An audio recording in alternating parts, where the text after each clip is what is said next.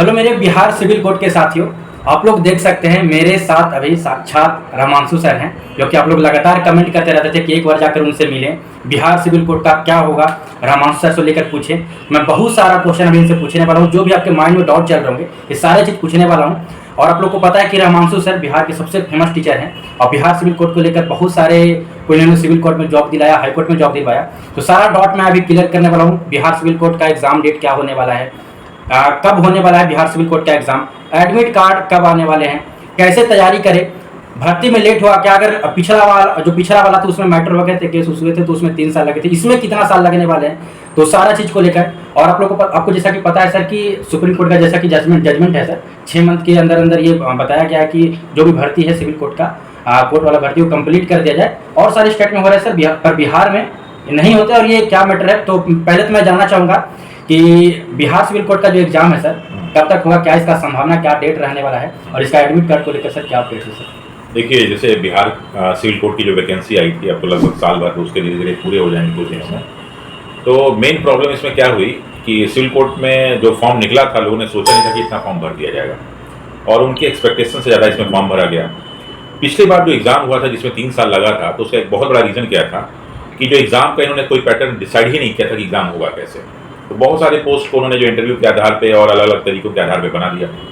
और चूंकि कोर्ट के पास कोई भी इस तरह का एक सिस्टम नहीं है कि वो हर साल एग्ज़ाम कराते हैं, तो जिस संस्था के पास इस तरह की व्यवस्था नहीं होती वो एग्ज़ाम बहुत आसानी से कंडक्ट नहीं करा पाता अगर बच्चों की संख्या बहुत ज़्यादा होती है।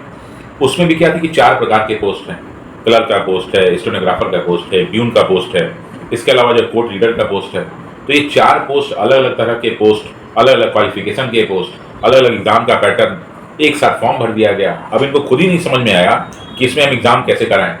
तो उसके लिए इन्होंने क्या किया कि एक कमेटी बनाई, और फिर कमेटी बना के डिसाइड हुआ कि हम एक साथ बैठ के इस पर डिस्कस करेंगे कि एग्ज़ाम को कैसे कंडक्ट कराएगा।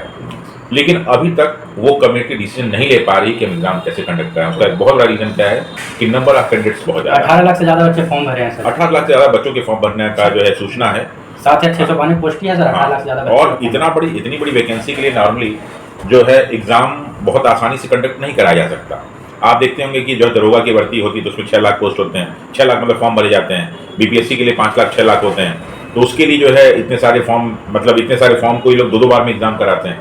और यहाँ पे 18 लाख का एग्जाम कराना है, वो भी एक साथ एग्जाम कराना है, तो इसी को डिसाइड नहीं कर पा रहे हैं, जिसकी वजह से डेट बढ़ती जा रही है। सर बच्चे लोग को हमेशा देखते हो हमेशा कमेंट बॉक्स में लेट भरा दिन का एक डाउट रहता है कि सेटिंग चल रहा है अंदर में, ये चल रहा है, वो सब को लेकर सर क्या लेट होने का मेन वजह ये सब क्या हो रहा है सर? क्योंकि अगर 1 साल हो गया सर, अभी तक एग्जाम डेट नहीं आया सर, एडमिट कार्ड नहीं जारी किए गए सर, तो वो चीज़ को लेकर मैं कंफर्म जानना चाहता हूँ कि बच्चे लोग के अंदर एक डेट मिल जाए या कुछ ऐसा संभावना बता दिया जाए कि इससे बच्चे लोग अपना पढ़ाई को जारी रख सकें। पढ़ाई से ये भटक जाते हैं सर। देखिए कुणाल जी, मेन क्या चीज़ है ना कि जैसे बिहार है तो अपने आप सेटिंग दिमाग में आ जाता है। कारण क्या है कि जहाँ की राजनीति सेटिंग पे चल रही हो, जहाँ की व्यवस्थाएं सेटिंग पे चल रही हैं, तो लोगों को परीक्षा में, और चूंकि यहाँ पे बहुत सारे एग्जाम कैसे पैटर्न हुए, बहुत सारी इसी सेटिंग मिली, बहुत सारी जानकारियाँ मिलती रहती हैं, तो निश्चित रूप से लोगों को विश्वास नहीं हो पाता है कि यहाँ पे फेयर एग्जाम हो पाएगा। लेकिन जैसा कि आप लोगों ने देखा कि पिछले बार बीपीएससी का पेपर बहुत ईमानदारी से हुआ, फिर उसके बाद जो है अभी हाई कोर्ट का एग्जाम हुआ, बहुत ईमानदारी से हुआ, बहुत ही अच्छे ढंग से हुआ। अब उसी प्रकार से सिविल कोर्ट का भी एग्जाम होना चाहिए, क्योंकि कोर्ट का एग्जाम है। तो अगर आपके दिमाग में इस प्रकार की कोई चीज़ है कि सेटिंग हो रहा है इसलिए लेट हो रहा है, तो ये सब चीज़ों को दिमाग से निकाल दीजिए। सेटिंग हो रहा है कि नहीं हो रहा है, हमारी आपकी क्षमता नहीं कि हम सेटिंग करा लें।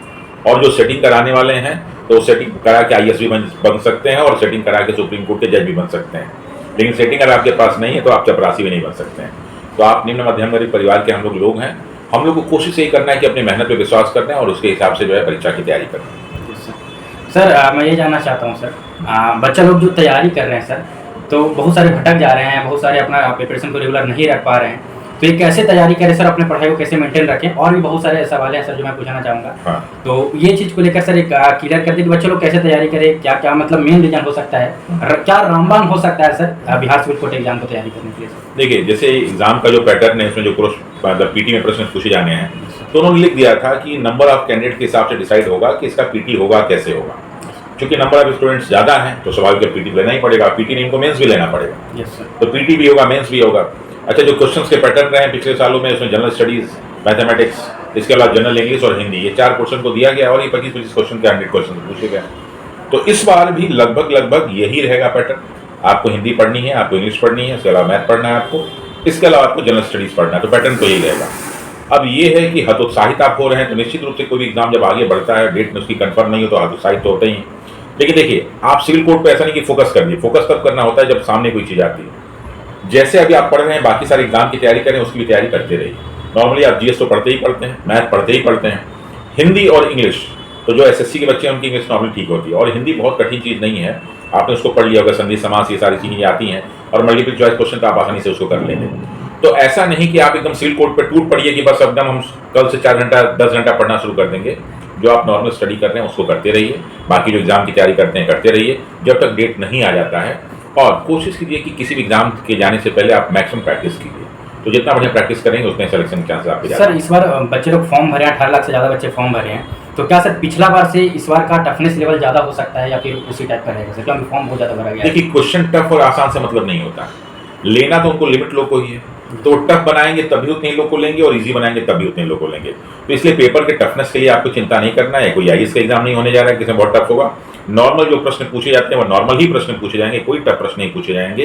तो टफनेस के लिए आपको दिमाग में कोई इस तरह की चीज नहीं डालनी। सर हमेशा देखते हैं सर पेपर कटिंग वायरल होते रहते हैं कि बस आ गया एग्जाम डेट, ये डेट होने वाला है, तो इसके पीछे का रीजन क्या है सर, मकसद क्या, और ऐसे डेट कहाँ से जारी होते रहते हैं सर? पेपर वाले भी छाप देते हैं सर कि ये डेट पे एग्जाम होने वाले हैं, आ गया एग्जाम डेट, एडमिट कार्ड आने वाले हैं, तो ये सर सच रहता है सर? ये किस तरह का वायरल होते हैं सर, ये समझ नहीं आता। देखिए कुणाल जी, आप लोग यूट्यूबर हैं, आजकल क्या हो रहा है कि बहुत सारे यूट्यूबर रातों रात पॉपुलर होना चाहते हैं, तो कोई भी चीज़ बहुत आसानी से नहीं मिल जाती।